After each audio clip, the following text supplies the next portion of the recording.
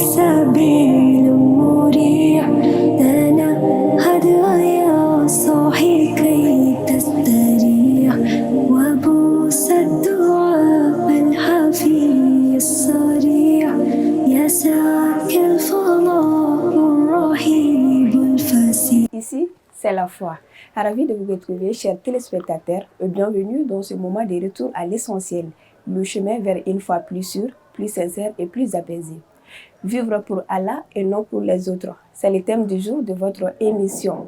Dans un monde où nous cherchons l'approbation, l'appréciation, mais surtout la validation dans nos actions, il est nécessaire de se poser une question sincère. Pour qui nous vivons réellement? Est-ce pour satisfaire les attentes des autres ou pour chercher l'agrément d'Allah, celui qui connaît nos cœurs et nos intentions les plus profondes? Pour répondre à ces questions, nous sommes avec Madame Aïdara Aminata Traoré. Madame Aïdara, bonsoir. Bonsoir. Un mot de bienvenue aux téléspectateurs. Merci. Déjà, je remercie notre guide Asset Chérif Ousmane Madane Haïdara, ainsi que toute sa famille et chaque téléspectateur qui nous regarde aujourd'hui, en espérant que tout ce qu'on dira leur sera profitable, Inch'Allah. En islam, on insiste énormément sur la sincérité ikhlasa. À quel point l'intention est-elle centrale dans nos actes et pourquoi Allah accorde-t-il autant d'importance à ce qui se passe dans le cœur plutôt qu'à l'acte en lui-même? Alors, A'ouzou billahi minash shaitanir rajim, bismillahir rahmanir rahim. Allahumma salli wa sallim ala nabiyyina Muhammad sallallahu alayhi wa sallam. Et Rabbi shrah li sadri wa yassir li amri wa ahlul uqdatan min lisani yafqahu qawli. Assalamu alaikum wa rahmatullahi ta'ala wa barakatuh. Wa alaykum salam. Voilà, donc encore une fois, comme je l'ai dit, je salue, nous remercions Allah qui nous a permis de nous retrouver dans cette nouvelle émission. Nous prions sur notre cher prophète sallallahu alayhi wa sallam ainsi que toute sa descendance et prions pour chaque personne qui le suivront dans le bien. Une nouvelle fois, je salue notre guide Asset Chérif Ousmane Madane Haïdara ainsi que toute sa famille et ainsi que chaque personne qui nous regarde évidemment. Alors comme vous l'avez si bien dit, aujourd'hui on va aborder un thème, un sujet, un mal qui nous touche beaucoup de nos jours, mais qu'on a vraiment du mal à réaliser en fait. On voit que ça a été un mal que après une déception, ben une trahison quoi. Et ce mal là, c'est le fait de vivre pour les autres et pas pour Allah subhanahu wa ta'ala. Alors que c'est lui qui nous a créés en fait. Voilà, combien de fois on a modifié nos comportements pour les gens, combien de fois on a fait du bien autour de nous, mais uniquement parce qu'on s'est dit qu'on sera vu, apprécié et un peu acclamé par les gens en fait. Voilà. Alors que finalement la meilleure récompense ce serait pas la baraka d'Allah subhanahu wa ta'ala. Est-ce que ce serait pas mieux de se tourner vers lui, celui qui nous a créés, celui qui nous accorde la subsistance, celui qui nous accorde sa baraka et qui nous préserve de tout mal, qui nous permet, enfin qui nous met des épreuves sur le chemin, mais qui nous permet également de nous en relever en fait. Voilà, donc on va aborder ce thème-là d'un point de vue islamique dans un premier temps, et ensuite on parlera de l'aspect un peu actuel avec certains conseils pour pouvoir prévenir ces mots-là et s'élever, Inch'Allah. Donc déjà, je dirais que la base de l'islam, c'est la sincérité, clairement. Déjà, le terme sincérité en arabe, ça se dit ikhlas, de la même racine que le mot khalis, qui désigne entre guillemets quelque chose de pur en fait, qui n'a aucun mélange en fait. Donc là, on voit vraiment que la sincérité, ça, c'est lié au fait d'avoir un cœur pur et avoir une intention totalement tournée vers Allah subhanahu wa ta'ala et pas en fait, une petite attention pour les autres, une petite attention pour Allah subhanahu wa ta'ala. C'est vraiment un tout complet dirigé vers son Seigneur. Voilà. Donc je vais commencer avec le verset 5 de la sourate 98 qui nous dit: il ne leur a été commandé cependant que d'adorer Allah, lui vouant un culte exclusif, d'accomplir la salat et d'acquitter la zakat. Et voilà la religion de droiture. Donc déjà il y a 3 piliers cités ici, la prière, l'adoration sincère et la zakat. Donc là, on voit même que l'ikhlas, en fait, c'est le cœur même de ce verset, quoi. En fait, il s'agit pas d'agir pour les gens, mais d'agir pour Allah subhanahu wa ta'ala. Et on peut même noter le fait qu'il est qu'il ait parlé ici. C'est vrai qu'il y a 5 piliers de l'islam à la base, mais le fait qu'il ait utilisé particulièrement la zakat et la prière, parce que c'est vrai que ce sont quand même 2 piliers où on peut facilement être vu par les gens, quoi. Prier à la mosquée, les gens nous voient, donner la zakat, faire une aumône, les gens nous voient également. Donc moi je pense que le fait qu'il ait incorporer en fait ces deux piliers en même temps, c'est vraiment pour nous montrer que ce sont sur ces piliers là principalement qu'il faut qu'on travaille en fait et pour lesquels il faut qu'on pose l'intention de le faire pour le Seigneur et pas pour les gens, quoi. Voilà. Donc là on voit bien qu'avec l'ikhlas, la plus petite intention devient immense, et au contraire en fait sans la bonne intention, sans la sincérité, on peut faire la plus grande des aumônes si ça a été fait seulement pour le regard des gens et pas pour Allah subhanahu wa ta'ala, ben la baraka et la récompense sera moindre, voire même nulle, quoi. Voilà. Donc la kosebe. Donc le second verset également, c'est le verset 162 de la sourate 6, dit en vérité: ma salat, mes actes de dévotion, ma vie et ma mort appartiennent à Allah, Seigneur de l'univers. Donc ici, par rapport au verset précédent, c'est pas juste je fais la prière, je fais l'aumône pour Allah subhanahu wa ta'ala, c'est carrément en fait je vis pour lui, quoi. Je lui donne ma vie entière, toute ma vie, tous les actes que je ferai tout au long de mon existence seront consacrés à la face d'Allah subhanahu wa ta'ala et personne d'autre en fait. Donc là, on assiste vraiment à une remise totale de soi en fait pour son Seigneur, et chaque aspect chaque aspect d'ostentation est complètement supprimé ici, quoi. Voilà. Donc il faut vraiment qu'on fasse attention à cela, quoi. Nos vies même doivent être rythmées avec l'intention, quoi. L'éducation qu'on donne aux enfants, le fait de bien s'occuper de son mari, de sa femme, d'être gentil et bienveillant envers ses voisins, etc. Tout ça, en fait, il faut pouvoir poser l'intention. Je le fais pour Allah subhanahu wa ta'ala et personne d'autre, quoi. J'éduque pas mes enfants pour qu'ensuite on me dise waouh, tu as bien éduqué tes enfants, machallah et tout. Je les fais pour Allah subhanahu wa ta'ala et pour faire de pieuses personnes à l'avenir, quoi, inchallah. Donc concentrons-nous à nouveau sur notre intention, quoi. Voilà. Et donc pour ce faire, en fait, il y a un grand danger dans lequel il faut qu'on se prémunisse, et bien évidemment c'est l'ostentation. Donc il y a un hadith aussi qui parle de ça, qui fait vraiment très peur et qui devrait nous faire nous remettre en question, en fait. C'est un hadith du coup qui dit: ce que je crains le plus pour vous, c'est le petit shirk, le riya, l'ostentation. Donc l'ostentation, c'est le fait de faire, comme je l'ai dit, le fait de faire une action pour être loué, admiré, apprécié par les gens, et pas pour Allah subhanahu wa ta'ala. Donc déjà avec ce hadith, on peut voir, en fait, on doit avoir peur, quoi, de l'ostentation. Le fait qu'il appelle ça le petit shirk, déjà, ça doit nous faire peur, quoi. Le shirk, déjà, c'est l'association à Allah subhanahu wa ta'ala. Et dans la sourate 5, le verset 72, Allah dit: quiconque associe à Allah, Allah lui interdit le paradis. Donc subhanallah, il faut vraiment qu'on fasse attention à ça, quoi.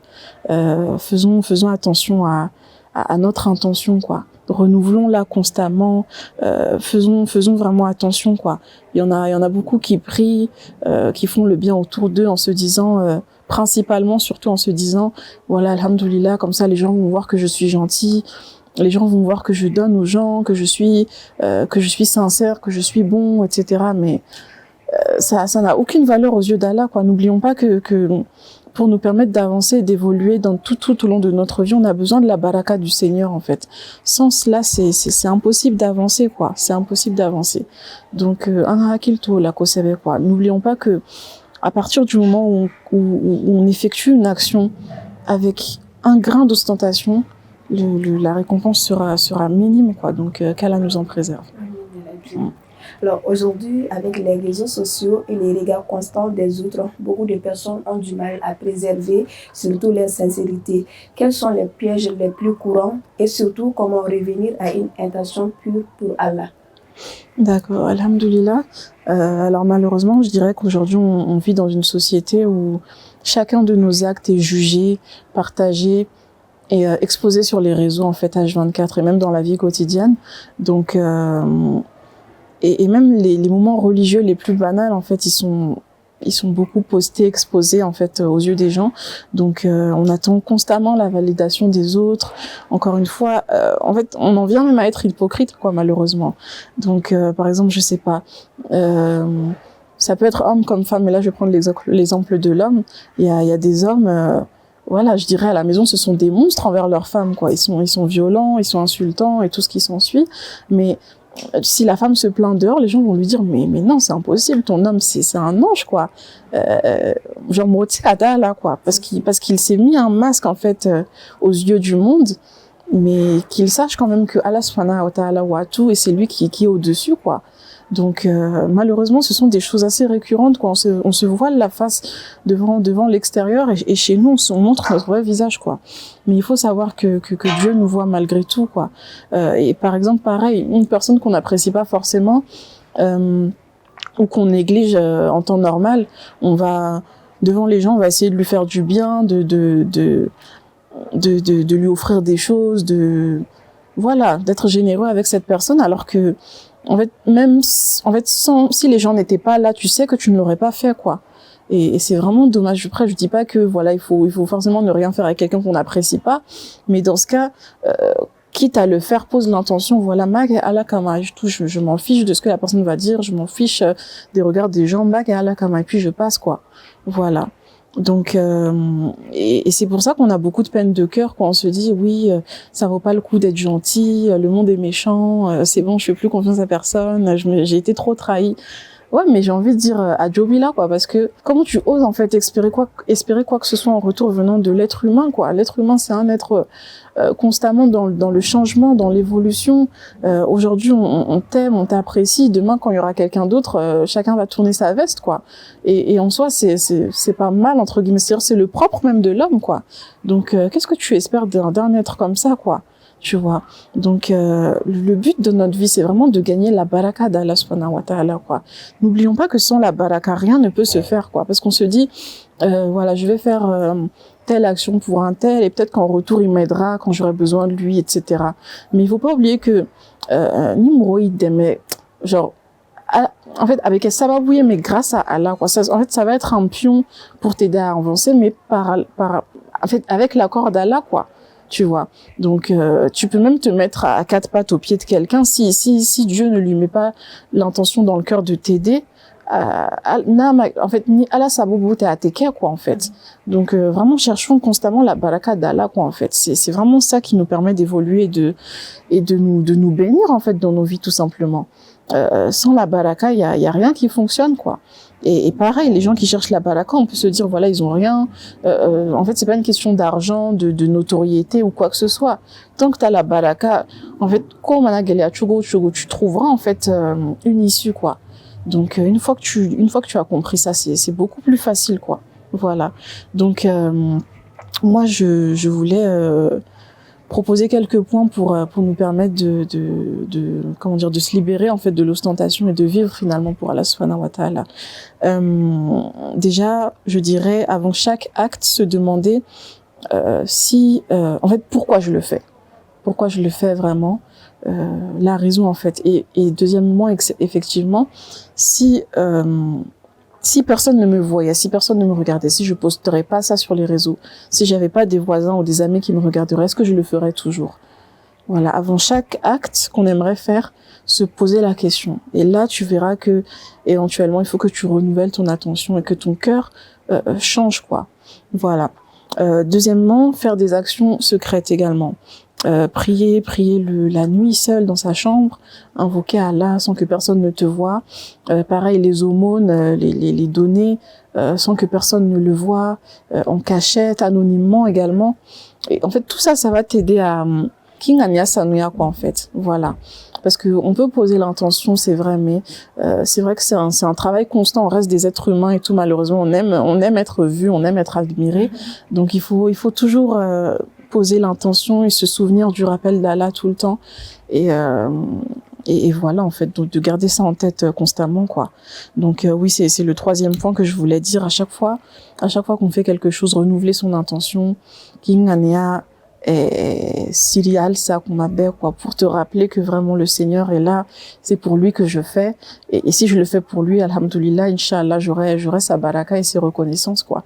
Et c'est ce qui compte plus que tout, quoi. Et ne pas oublier, effectivement, comme je l'ai dit, les doigts, voilà, qui est pour nous préserver de l'hypocrisie, de l'ostentation, et permettre de purifier nos cœurs et nous permettre d'évoluer au mieux dans notre religion. Et il y a la doua, enfin, là il y a l'invocation aussi Hasbunallah wa ni'mal wakil qui est très importante. Allah me suffit et il est le meilleur garant. Voilà. Quand tu le dis et que tu connais en fait la traduction, ça, en fait, ton cœur va s'en imprégner, quoi.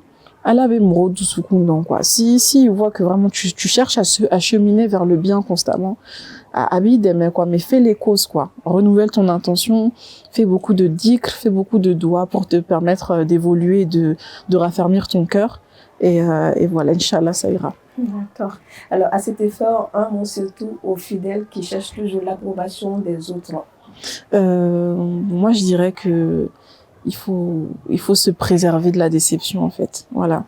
En fait, Allah est tellement bon, et il nous dit de l'adorer, mais d'un côté, en fait, il nous préserve d'un mal, il nous préserve d'un grand mal, quoi, en fait.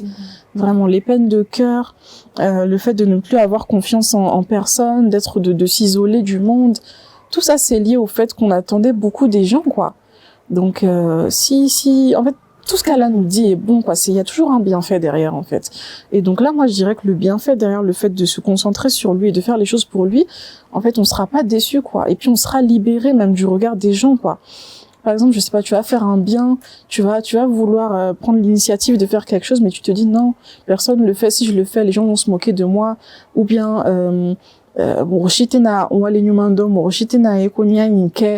personne ne va voir que je suis quelqu'un de bien et tout. Ok, tu le fais devant les gens, mais après, personne ne va te féliciter, personne ne va te dire, voilà, et tout et tout. Donc, tu vas te sentir frustré, tu vas te sentir trahi, quoi. Tu vas te dire, bon, ou bien, ouais, tu fais du bien à quelqu'un, la personne, elle te le rend pas, elle te remercie pas. Tu vas te dire, mais ok, ça sert à rien de faire le bien, quoi, mais non. Nico qui est à la kama, tu t'en fous de ce que les gens vont dire, quoi. Tu donnes et puis tu avances, quoi. Donc, c'est le fait de ne rien associer à Allah et de tout remettre à lui, c'est également un bienfait pour nos propres cœurs, quoi. On est libre, on souffre plus, quoi. Voilà, mana ke chugo nya qui est à la kama. Donc, je sais qu'un bien m'attend malgré tout, quoi. Donc voilà, vraiment, faisons attention à ça, supprimons les regards des gens, quoi. L'homme change constamment, quoi. Aujourd'hui, les gens vont t'aduler, demain, quelqu'un d'autre va arriver, ils vont tous te tourner le dos, tant tu n'as rien fait. Mais c'est la nature même de l'homme, quoi, en fait.